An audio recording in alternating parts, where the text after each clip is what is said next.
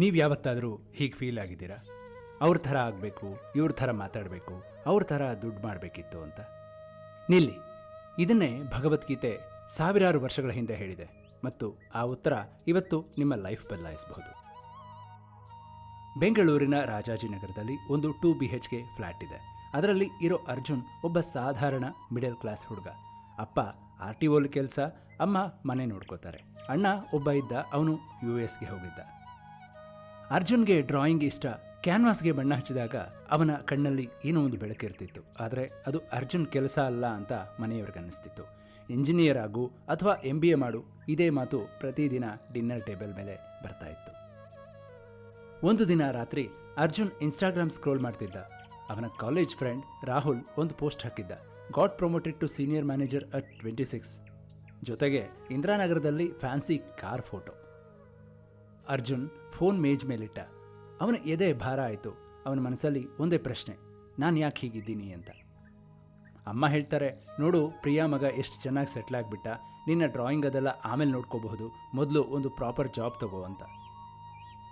ಅರ್ಜುನ್ ಮನಸ್ಸು ಮಾಡಿಕೊಂಡ, ಸರಿ ಬದಲಾಗಬೇಕು, ಕಾರ್ಪೊರೇಟ್ ಲೈಫ್ ಶುರು ಮಾಡ್ತೀನಿ, ಸೂಟ್ ಹಾಕ್ಕೊಂಡು ಆಫೀಸ್ ಹೋಗ್ತೀನಿ, ರಾಹುಲ್ ಥರ ಆಗಬೇಕು ಅಂತ. 3 ತಿಂಗಳ ಹಿಂದೆ ಒಂದು IT ಕಂಪನಿಯಲ್ಲಿ ಜಾಬ್ ತಗೊಂಡ. ವೈಟ್ಫೀಲ್ಡಲ್ಲಿ ಆಫೀಸ್. ಪ್ರತಿದಿನ BMTCಲಿ 1.5 ಗಂಟೆ ಪ್ರಯಾಣ.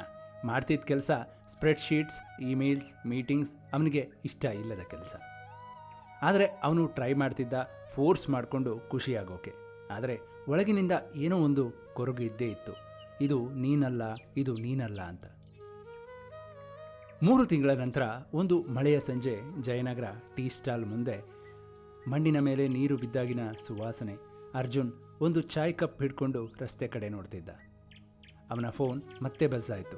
ಇನ್ನೊಬ್ಬ ಫ್ರೆಂಡ್ನ LinkedIn notification, new position, product manager. Arjun phone ಪಾಕೆಟ್ಲಿ ಇಟ್ಟ. ಕಣ್ಣಲ್ಲಿ ನೀರು ಬಂತು. ನಾನು ಏನು ಮಾಡ್ತಿದ್ದೀನಿ? ಸ್ಪ್ರೆಡ್ಶೀಟ್ ಫಿಲ್ ಮಾಡ್ತಿದ್ದೀನಿ. ಇಡೀ ದಿನ ನನ್ನ ಮನಸ್ಸು ಒಂದೇ ಕೆಲಸ. ಅದಕ್ಕೆ ಮನಸ್ಸು ಒಪ್ಕೋತಾ ಇಲ್ಲ. ಆದರೂ ಎಲ್ಲರೂ ಹೇಳ್ತಾರೆ ಇದೇ ರಿಯಲ್ ಲೈಫ್ ಅಂತ. ಮತ್ತೆ ನಂಗೆ ಯಾಕೆ ಇದು ರಿಯಲ್ ಅಂತ ಅನ್ನಿಸ್ತಿಲ್ಲ ಅಂತ ಪ್ರಶ್ನೆ ಮಾಡಿಕೊಂಡ. ಆ ಕ್ಷಣದಲ್ಲಿ ಅವನ ಪಕ್ಕ ಒಬ್ಬ ಮುದ್ದಾದ ಅಜ್ಜ ಬಂದರು. ಬಿಳಿ ಕೂದಲು, ಶಾಂತ ಕಣ್ಣು, ಚಾ ಕಪ್ಪಿಡ್ಕೊಂಡು ಕೂತ್ಕೊಂಡ್ರು. ಅಜ್ಜ ಕೇಳಿದ್ರು, ಮಗ ಯಾಕೆ ಈ ಮಳೆಗೆ ಒಳಗೆ ಹೋಗ್ತಿಲ್ಲ ಅಂತ. ಅರ್ಜುನ್ ಅದಕ್ಕೆ ಏನೋ ಒಂದು ಕೇಳಬೇಕು ಅಂತ ಇದೆ ಅಜ್ಜ, ಆದರೆ ಯಾರ ಹತ್ರ ಕೇಳಬೇಕು ಅಂತ ಗೊತ್ತಾಗ್ತಿಲ್ಲ ಅಂತ ಹೇಳ್ದ. ಅರ್ಜುನ್ ಮಾತು ಕೇಳಿ ಅಜ್ಜ ನಕ್ಕು, ಹೇಳು ಮಗ ಅಂತ ಕೇಳಿದ್ರು. ಅರ್ಜುನ್ ಎಲ್ಲ ಹೇಳ್ಕೊಂಡ. Instagram, comparison, family pressure, job, unhappiness. ಅಜ್ಜ ಕೇಳಿಸ್ಕೊಳ್ತಾ ಇದ್ರು ಮೌನದಲ್ಲಿ. ಕೊನೆಗೆ ಅಜ್ಜ ಮೆಲ್ಲಗೆ ಮಾತಾಡೋಕ್ಕೆ ಶುರು ಮಾಡಿದರು. ಮಗ, ಭಗವದ್ಗೀತೆಯಲ್ಲಿ ಕೃಷ್ಣ ಒಂದು ಕಡೆ ಹೇಳಿದ್ದಾನೆ, ಪ್ರತಿಯೊಂದು ಮನುಷ್ಯ ತನ್ನ ಪ್ರಕೃತಿ ಪ್ರಕಾರ ನಡೀತಾನೆ, ಜ್ಞಾನಿಯೂ ಸಹ. ಮತ್ತೆ ಫೋರ್ಸ್ ಮಾಡಿ ಯಾರನ್ನಾದರೂ ಬದಲಾಯಿಸೋಕೆ ಸಾಧ್ಯ ಇಲ್ಲ ಅಂತ. ಅರ್ಜುನ್ ಈಗ ಸ್ವಲ್ಪ ಕನ್ಫ್ಯೂಸ್ಡ್ ಆಗಿ ಕೇಳ್ದ, ಅಜ್ಜ ಅಂದರೆ ಯಾರು ಬದಲಾಗಬಾರ್ದು ಅಂತ ನಿಮ್ಮ ಮಾತಿನ ಅರ್ಥ ಅಂತ. ಅದಕ್ಕೆ ಅಜ್ಜ, ಇಲ್ಲ ಮಗ, ಬದಲಾಗಬೇಕು, ಆದರೆ ಯಾರ ಹೆದರಿಕೆಗೆ ಬದಲಾಗಬಾರ್ದು. ಅವನ ಜೀವನ ಬೇಡ, ಅವನ ಇನ್ಸ್ಟಾಗ್ರಾಮ್ ಪೋಸ್ಟ್ ಬೇಡ, ನೀನು ಯಾರು ಅಂತ ನಿನಗೆ ಗೊತ್ತಿದೆಯಾ ಅಂತ ಕೇಳಿದ್ರು. ಅರ್ಜುನ್ ಮಾತಾಡಲಿಲ್ಲ. ಅಜ್ಜನೇ ಮಾತು ಮುಂದುವರಿಸಿದ್ರು. ನೀನು ಹೇಳಿದೆ ಡ್ರಾಯಿಂಗ್ ಮಾಡಿದಾಗ ಕಣ್ಣಲ್ಲಿ ಬೆಳಕು ಬರ್ತಿತ್ತು ಅಂತ. ಆ ಬೆಳಕು ಯಾರು ಹಚ್ಚಿದ್ದು? ಅಮ್ಮ ಹೇಳಿದ್ದ? ಸೊಸೈಟಿ ಹೇಳಿದ್ದ? ಇಲ್ಲ, ಅದು ನಿನ್ನ ಸ್ವಭಾವ, ಅದೇ ನಿನ್ನ ಪ್ರಕೃತಿ ಅಂತ ಹೇಳಿದರು. ಮಳೆ ಸ್ವಲ್ಪ ನಿಂತಿತ್ತು. ರಸ್ತೆ ಮೇಲಿನ ನೀರಿನ ಮೇಲೆ ದೀಪದ ಪ್ರತಿಬಿಂಬ ಕಾಣಿಸ್ತಾ ಇತ್ತು. ರಾಹುಲ್ ಕೂಡ ಅವನ ಪ್ರಕೃತಿ ಪ್ರಕಾರ ಬದುಕ್ತಿದ್ದಾನೆ. ಅದು ಅವನಿಗೆ ಸರಿ. ನಿನ್ನ ಪ್ರಕೃತಿ ಬೇರೆ ಇದೆ ಮಗ. ನೀನು ಆ ಕ್ಯಾನ್ವಾಸ್ ಮೇಲೆ ಬಣ್ಣ ಹಾಕಿದಾಗ ಅಲ್ಲಿ ಕೃಷ್ಣ ಇದ್ದ. ಆ ಖುಷಿ ನಿಜ, ಆ ಬೆಳಕು ನಿಜ ಅಂತ ಅಜ್ಜ ತಿಳಿಸಿ ಹೇಳಿದರು. ಅಜ್ಜ ಹೇಳಿದಂಥ ಭಗವದ್ಗೀತೆ ಶ್ಲೋಕ ಯಾವುದು ಗೊತ್ತಾ? ಭಗವದ್ಗೀತೆ ಅಧ್ಯಾಯ 3 ಶ್ಲೋಕ 33. ಶ್ಲೋಕ ಹೀಗಿದೆ, ಸದೃಶಂ ಚೇಷ್ಟತೆ ಸ್ವಸ್ಯಾಹ ಪ್ರಕೃತಿರ್ಜ್ಞಾನವಾನಪಿ ಪ್ರಕೃತಿಂ ಯಾಂತಿ ಭೂತಾನಿ ನಿಗ್ರಹ ಕಿಂ ಕರಿಷ್ಯತಿ. ಕೊನೆಯದಾಗಿ ಅಜ್ಜ ಹೇಳ್ದ, ಮಗ, ಇದು ಬರೀ ಫಿಲಾಸಫಿ ಅಲ್ಲ, ಇದು ನಿನ್ನ ಬದುಕಿನ ದಾರಿ. ನೀನು ನಿನ್ನ ಸ್ವಭಾವವನ್ನು ಫೋರ್ಸ್ ಮಾಡಿ ಬದಲಾಯಿಸೋಕೆ ಹೋದರೆ ನಿನ್ನ ಒಳಗಿನ ಆ ಬೆಳಕು ಆರಿ ಹೋಗುತ್ತೆ ಅಂತ. ಬದಲಾಯಿಸ್ಕೋ, ಆದರೆ ಭಯದಿಂದ ಅಲ್ಲ, ಪ್ರೀತಿಯಿಂದ.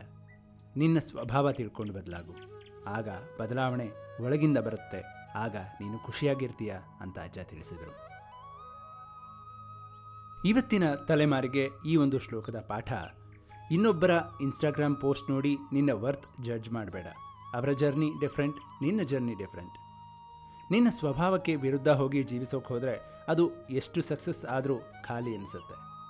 ಆ ಕೆಲಸ ಮಾಡಿದಾಗ ಕಣ್ಣಲ್ಲಿ ಬೆಳಕು ಬರುತ್ತಾ, ಹೊಟ್ಟೆಯಲ್ಲಿ ಖುಷಿ ಅನಿಸುತ್ತಾ, ಅದನ್ನು ಮಾತ್ರ ಮಾಡು.